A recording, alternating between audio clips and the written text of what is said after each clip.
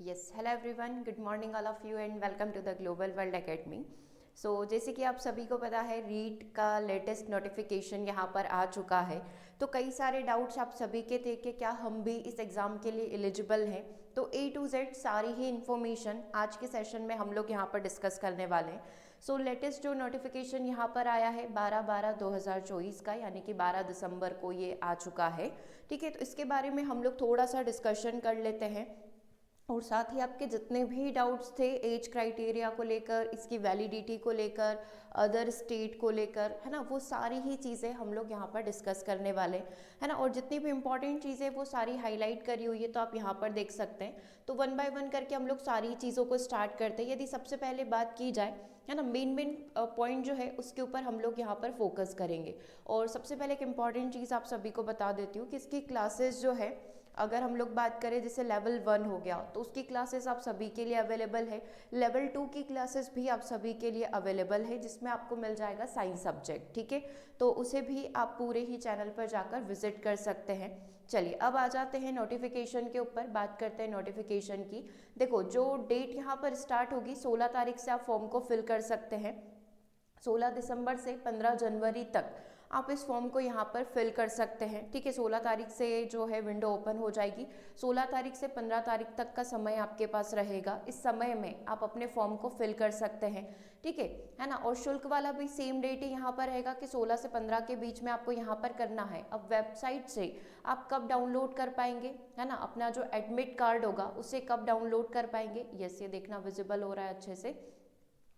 देखो, तो website download करने का जो समय यहाँ पर बताया गया है वो बताया गया 19 फरवरी को, है ना। 19 फरवरी को आप यहाँ पर करेंगे और एक्सपेक्टेड डेट यहाँ पर बताई गई है कि 27 फरवरी से हमारा एग्जाम होगा। मतलब आप परसों की डेट में विद इन 5 to 6 डेज अपना एग्जाम फॉर्म फिल कर लीजिए ताकि आप टेंशन फ्री हो जाए। ठीक है, उसके बाद आप लग जाइए पूरा पढ़ाई में, है ना, कि बिल्कुल मेन फोकस आपका रीड पर ही यहाँ पर होना चाहिए। 27 फरवरी से आपका एग्जाम स्टार्ट हो जाएगा। 2 पाली में यहाँ पर एग्जाम होगा, सुबह एंड दिन वाली पाली में सुबह 10 बजे और दिन में 3 बजे। ठीक है, तो ये सारी डिटेल चलो हो गई। उसके बाद अपन बात करते हैं मेन पॉइंट्स की कि कौन कौन से पॉइंट्स यहाँ पर दिए गए। अब आ जाता है फीस वाली बात। ठीक है, तो अगर आप लेवल 1 या केवल लेवल 2 देने वाले तो आपको 550 रुपीज़ देना होंगे फीस के लिए। और अगर आप दोनों ही लेवल साथ में दे रहे हैं तो 750 रुपीज़ इसका चार्ज रहेगा। ठीक है, ये हो गई अपनी फ़ीस की बात कि कितना क्या लगेगा। तो ये हो गया अपना फ़ीस का स्ट्रक्चर। उसके बाद थोड़ा सा और आगे बढ़ जाते हैं। ठीक है, थोड़ा सा और इसमें डिस्कशन हम लोग करेंगे। देखो, इसमें एक चीज़ अलग से मेंशन करी गई है कि जो फोटो आप अपलोड करेंगे वो 3 महीने से पुराना नहीं होना चाहिए। बाकी सारी डिटेल, आपका नाम, फादर का नेम और 10th की मार्कशीट, वो सब आपके पास पहले से अवेलेबल होनी चाहिए। अगर उसमें कोई भी संशोधन करवाने की ज़रूरत है तो वो आप पहले ही करवा लें अपने एडमिट कार्ड, सॉरी, अपना एग्ज़ाम फॉर्म फिल करने से पहले।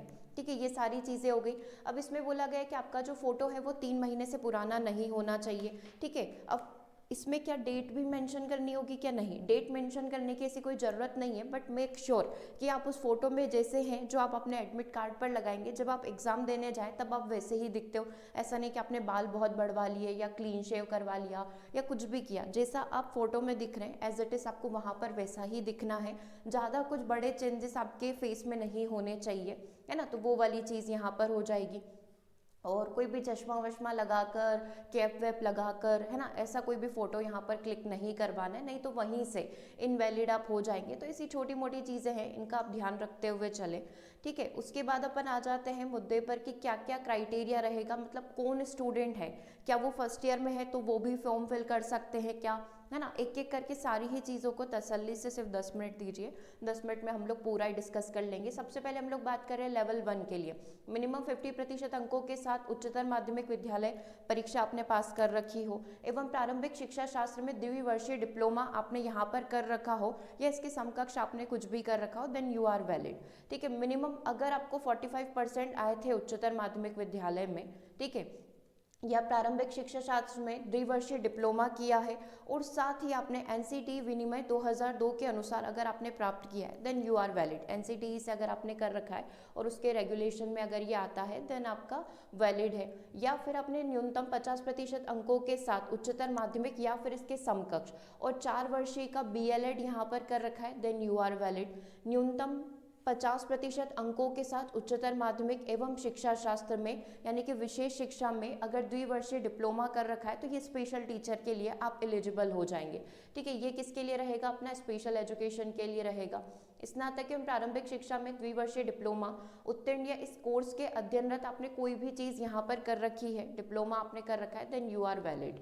ठीक है, तो ये सारी चीज़ें हो गई वैलिडिटी के लिए। अब 6 to 8 का भी अपन देख लेते हैं। एक बार इस चीज़ को आप खुद से बिल्कुल ध्यान से पढ़ेंगे, क्योंकि ये सिलेक्ट करना बहुत ज़रूरी है कि आप पूरा एग्जाम दे दिए है ना, फिर लास्ट में जाकर इनवैलिड घोषित हो जाते हैं। तो एक बार इन चीज़ों को बहुत ध्यान से और बहुत तसल्ली से देखें कि क्या हम लोग इस चीज़ के लिए एलिजिबल हैं। अब देखो 6 to 8 लेवल 2 के लिए क्या रहेगा? ग्रेजुएशन एंड 2 ईयर डिप्लोमा या एलिमेंट्री एजुकेशन आपने यहाँ पर कर रखी हो। ठीक है, न्यूनतम 50% अंकों के साथ स्नातक या स्नातकोत्तर एवं बीएड उत्तीर्ण और बीएड कोर्स में यदि आप अध्ययनरत हैं, अगर आप स्टडी कर रहे हैं, देन आप एलिजिबल हैं। ठीक है, न्यूनतम 50% अंकों के साथ स्नातक आपने कर रखा हो, ग्रेजुएशन आपने ले रखी हो लेकिन परसेंटेज कम थे, 45% ही थे, और साथ ही आपने 1 वर्षीय स्नातक बीएड यहाँ पर कर रखा है, वो आपका हो चुका है, तो आप एलिजिबल है। अगला देखना, न्यूनतम 50% अंकों के साथ उच्चतर माध्यमिक या इसके समकक्ष आपने किया हुआ है, और 4 वर्षीय इसी के साथ 4 वर्षीय प्रारंभिक शिक्षा शास्त्र में स्नातक आपने कर रखी है या फिर आप इस कोर्स के अंदर अध्ययनरत हैं, then you are also eligible. न्यूनतम 50% अंकों के साथ उच्चतर माध्यमिक एवं 4 वर्षीय बीए, बीएससी, बीएड और जो भी चीज़ें इसमें लिखी हुई है, जैसे बीएड लिखा हुआ है, बीएससी एड लिखा हुआ है, तो ये चीज़ें अगर आपने कर रखी है देन यू आर एलिजिबल। ठीक है, तो ये सारी चीज़ें इसमें मेंशन कर रखी है। या फिर न्यूनतम 50% अंकों के साथ स्नातक या स्नातकोत्तर आपने कर रखा है एवं बीएड में आप उत्तीर्ण हो चुके हैं या फिर आप बीएड में अध्ययनरत हैं, देन आप इसके लिए एलिजिबल हैं। ठीक है, और योग्यता के लिए आप एनसीटी की ऑफिशियल वेबसाइट पर जाकर अपना क्वालिफिकेशन चेक कर सकते हो। जिस भी यूनिवर्सिटी से आपने किया है, जहाँ से भी किया है, वो लिस्ट भी आप यहाँ पर चेक कर सकते हैं। ठीक है, क्लियर है यहाँ तक। अब कुछ और इम्पॉर्टेंट चीज़ें हम लोग यहाँ पर डिस्कस कर लेते हैं। इसमें एक चीज़ और यहाँ पर आती है कि हम लोग ऑलरेडी जो है रीट क्वालिफाई कर चुके हैं, तो क्या हमें फिर से देना है? तो नहीं, पिछले बार ही रीट जो है आजीवन लाइफ टाइम यहाँ पर हो चुका था। तो अगर आप ऑलरेडी रीट को क्वालिफाई कर चुके हैं तो आपको फिर से रीट देने की ज़रूरत नहीं है। प्लस इसमें एक और चीज़ यहाँ पर कि अगर आपने उस समय, अगर आप फर्स्ट ईयर में थे कॉलेज के और उस समय रीट दिया था, है ना, जो कि उस समय के अकॉर्डिंग वैलिड नहीं था, तो आपको फिर से रीट यहाँ पर देना पड़ सकता है। ठीक है, ये वाली चीज़ है। मतलब अगर आप उस समय एलिजिबल नहीं थे और रीट दिया था बट आज की डेट में आप एलिजिबल हो गए हो, तो वो वैलिड नहीं माना जाएगा। ठीक है, उस केस में आपको फिर से यहाँ पर रीट देना होगा। ओके, तो ये वाली चीज़ें हो गई। अब थोड़ा सा और आगे बढ़ जाते हैं, है ना, थोड़ा सा और इसमें डिस्कशन हम लोग यहाँ पर कर लेते हैं कि जो पैटर्न रहेगा वो किस प्रकार से यहाँ पर रहेगा, इसमें थोड़ा सा हम लोग देख लेते हैं। ठीक है, क्लियर है यहाँ तक? देखो, अगर मैं यहाँ पर लेवल 1 की बात करूँ तो कक्षा 1st to 5th तक के लिए ही रहता है। ठीक है, मैक्सिमम अंक 150 नंबर रहते हैं, समय 2.5 घंटे का यहाँ पर रहता है। ठीक है, 5 सब्जेक्ट आपके रहेंगे, पहला सीडीपी 30 नंबर का, फिर सेकंड जो आपका लैंग्वेज यहाँ पर होगा, मेन लैंग्वेज जो होगा उसमें से आप ये चयन कर सकते हैं। ठीक है, और तीसरा जो लैंग्वेज रहेगा, तीसरा जो सेक्शन रहेगा उसमें आपका सेकेंडरी लैंग्वेज रहेगा, वो भी 30 नंबर का रहेगा। 4th और 5th जो है वो मैंडेटरी रहता है, पहला वाला, चौथा वाला और 5वां वाला, 3 मैंडेटरी रहते हैं। लैंग्वेज 1 एंड लैंग्वेज 2 में आप अपने अकॉर्डिंग सेलेक्ट कर सकते हैं। ठीक है, तो ये वाली चीज़ हो गई है। तो 150 नंबर का टोटल पेपर आएगा, 150 नंबर के क्वेश्चंस इसके अंदर आएंगे। ठीक है, अब यहाँ पर अगर बोले तो लेवल कैसा रहेगा, तो लेवल अगर आप देखें तो 6 to 10 तक के इसमें लेवल रह सकता है। जैसे कि यहाँ पर बोला गया कि पूछेंगे तो हम लोग 1 to 5th तक का ही, लेकिन लेवल जो रहेगा कक्षा 10 तक का रह सकता है। मतलब 10th तक की जितनी भी बुक्स है हमारे पास, उनसे आपको थोड़े थोड़े कंसेप्ट को अपना क्लियर करना पड़ेगा। ठीक है, लेवल 2 की बात करें तो लेवल 2 में भी पहले 30 नंबर का आपका सीडीपी रहेगा। ठीक है, आई थिंक आप वो बहुत अच्छे से प्रिपेयर कर ही चुके हैं। और लैंग्वेज 2 में आपका जो है साइंस यहाँ पर रहने वाला है, उसके थ्रू आप यहाँ पर मतलब हिंदी, अंग्रेजी, संस्कृत, उर्दू, सिंधी, पंजाबी, गुजराती, ये सारी आपकी भाषा 1 के अंदर लैंग्वेजेस आ जाएगी।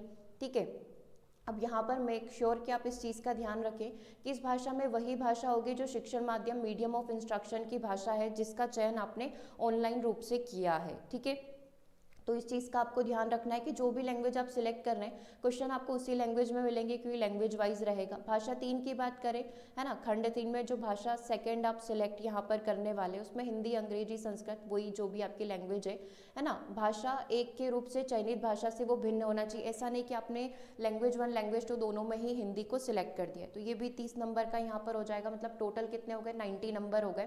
पहला CDP, दूसरा लैंग्वेज 1 और अगला लैंग्वेज 2, 3 सेक्शन हो गए। 4th सेक्शन में आपका आ जाएगा मेन सब्जेक्ट, ठीक है। गणित और विज्ञान के शिक्षक हेतु आपको जो है गणित और विज्ञान के 60 प्रश्न मिलेंगे, जस्ट लाइक CTET में होता है। सामाजिक अध्ययन के लिए 60 प्रश्न हो जाएंगे और अन्य विषय के शिक्षक हेतु आपका 60 प्रश्न का पेपर हो जाएगा। तो इस तरीके से टोटल 150 नंबर का यहाँ पर पेपर हो जाएगा, ठीक है। क्लियर है यहाँ तक। अब लेवल 2 में जो CDP पूछी जाएगी वो 11 से 14 वर्ष तक की आयु के बच्चों की जो शैक्षणिक विधि है, मनोवैज्ञानिक विधि है, उसके अकॉर्डिंग यहाँ पर पूछी जा सकती है, ठीक है। मतलब आपको पता ही है पैटर्न किस तरीके का होता है, और वही है कि 27 तारीख से एक्सपेक्टेड है कि 27 फरवरी से एग्जाम स्टार्ट हो जाएगा। सुबह 10 से 12:30 बजे तक, सेकेंड शिफ्ट हो जाएगी 3 से 5:30 बजे तक, ठीक है। और इसमें ये लिखा हुआ है, इसमें ये जो चीज़ें मेंशन करी हुई है कि आप जब भी बुकलेट, क्योंकि एग्जाम ऑफलाइन होगी तो बुकलेट जब भी सिलेक्ट करें तो ध्यान से करें, और MR शीट को भरे तो ध्यान से भरे। ऐसा नहीं कि आपने लैंग्वेज 1 लैंग्वेज 2 कुछ और लिया और आप किसी और सब्जेक्ट का भर कर आ गए, तो 10 मिनट का टाइम रहता है। अगर आपके पास गलत आ गई है या कटी फटी आ गई है तो आप उसको रिप्लेस करवा सकते हैं, 10 मिनट के बाद वो चीज़ें चेंज नहीं होती है, ठीक है। तो ये सारी चीज़ें इसके अंदर यहाँ पर मेंशन कर रखी है, और किसी भी प्रकार की चीटिंग वगैरह इसमें कुछ नहीं होना चाहिए, ये सारी चीज़ें मेंशन करी गई है। अब आ जाते हैं कि किसके लिए कितना प्रावधान यहाँ पर रखा गया है, वो थोड़ा सा हम लोग डिस्कस कर लेते हैं। अदर स्टेट वाले दे सकते हैं क्या, तो यस बिल्कुल अदर स्टेट वाले भी इस एग्ज़ाम को यहाँ पर दे सकते हैं, उसमें कुछ नहीं है, ठीक है।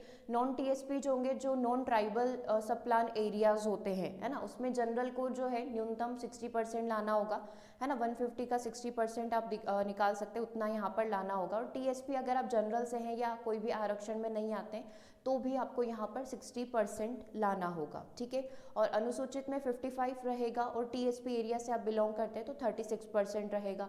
ये केवल राजस्थान स्टेट के लिए अप्लीकेबल रहेगा।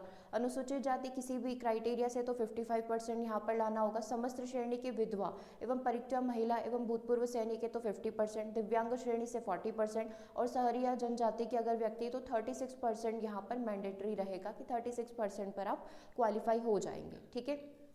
बाकी ये सारी चीज़ें इसमें लिखी हुई है कि ये सारे कौन कौन से पेन लाना है और कौन कौन से चीज़ों का यहाँ पर ध्यान रखना है। बायोमेट्रिक सत्यापन करना यहाँ पर रहेगा आपका, ठीक है। उसमें थंब स्कैन होता है, तो उन चीज़ों का थोड़ा सा बस यहाँ पर ध्यान रखना है। और स्पेशली गर्ल्स के लिए यदि बोलूँ तो हाथों पे मेहंदी लगा कर नहीं जाए, है ना, तो उससे थोड़ा सा दिक्कत आता है थंब स्कैन करवाने में, तो उस चीज़ का ध्यान रखें, ठीक है। ये और ये वाला लास्ट वाला पेज आपको इसलिए दिया गया है कि आप एक बार खुद से इसको प्रिंट निकाल कर भर कर देख लें, क्योंकि फॉर्म तो ऑनलाइन ही भरा जाएगा, बट फिर भी कोई वहाँ पर ऑनलाइन भरने में दिक्कत नहीं हो, इसलिए आप चाहे तो इसको एक बार फिल करके प्रिंट निकलवा कर इसको फिल कर ले, और फॉर्म भरते समय इस चीज़ से सारी चीज़ों को फिल करवा ले, या खुद से फिल करते तो कर ले। तो ये उस केस में यहाँ पर दिया गया है, ठीक है। और आप चाहे तो ये पूरा पढ़ सकते हैं, जिसमें आपका पूरा हस्ताक्षर और ये सारी चीज़ें रहेगी, ओके। तो ये हमने यहाँ पर कंप्लीट कर लिया है पूरा रीट का लेटेस्ट जो अभी नोटिफिकेशन यहाँ पर आया था। ज़्यादा कुछ इसमें नया नहीं है, सब कुछ चीज़ें जो पिछली बार थी सेम एज इट इज़ ही यहाँ पर है। इसके अलावा और यदि आपके कोई भी डाउट है तो वो ज़रूर से मेंशन कर दीजिएगा। और ये टेलीग्राम पर अपलोड कर दिया गया है, तो बस एज क्राइटेरिया और अपना जो ये क्वालिफिकेशन क्राइटेरिया है इसको एक बार ज़रूर से ध्यान से पढ़ लेना, है ना, और उसी के अकॉर्डिंग अपना फॉर्म फिल करना, है ना, क्योंकि फिर बाद में दिक्कत आती है कि परसेंटेज कम हो रहे हैं या फिर क्वालिफिकेशन मैच नहीं कर रही है, हमने इस लैंग्वेज से यहाँ पर सेलेक्ट कर दिया, बाद में क्या होगा, तो वो सीधा सीधा फॉर्म रिजेक्ट हो जाता है। तो उससे ज़रूर से आप ध्यान रखते हुए अपना फॉर्म फिल करिएगा, ठीक है। और यदि कोई डाउट रहता है कमेंट बॉक्स में आप मेंशन कर दीजिए। मिलते हैं हम लोग अपने नेक्स्ट सेशन में। बाकी इसका प्लेलिस्ट जो भी क्लासेस अभी तक हो चुकी है, इसका प्लेलिस्ट अभी आपको डिस्क्रिप्शन बॉक्स में भी मिल जाएगा और कमेंट बॉक्स में भी मिल जाएगा। रीड का कंप्लीट जो EVS है वो हम लोग कंप्लीट कर चुके हैं, RBSE की बुक से हमने कंप्लीट कर लिया है। बाकी अभी लाइव क्लासेस भी आ जाएगी, वो भी आप विजिट कर सकते हैं, चैनल को सब्सक्राइब कर लीजिएगा। और इसी तरीके के नोटिफिकेशंस के लिए आप हमारे व्हाट्सएप ग्रुप से जुड़ सकते हैं। दिस इज़ व्हाट्सएप नंबर, आप इससे हमसे कनेक्ट कर सकते हैं 8770803840 पर, ओके। सो मिलते हैं हम लोग अपने नेक्स्ट सेशन में। Thanks for watching.